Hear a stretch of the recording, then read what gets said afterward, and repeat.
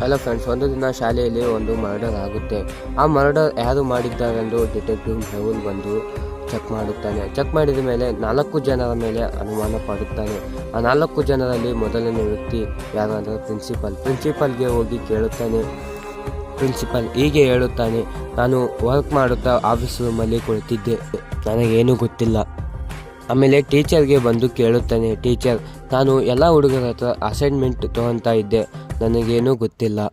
ಆಮೇಲೆ ಪೋಸ್ಟ್ಮನ್ಗೆ ಕೇಳುತ್ತಾನೆ, ಪೋಸ್ಟ್ಮನ್, ನಾನು ದಿನಾಲೂ ಬಂದು ಪೋಸ್ಟ್ ಹಾಕಿ ಹೋಗುತ್ತೇನೆ, ನನಗೇನು ಗೊತ್ತಿಲ್ಲ ಇದರ ಬಗ್ಗೆ ಅಂತ ಹೇಳುತ್ತಾನೆ.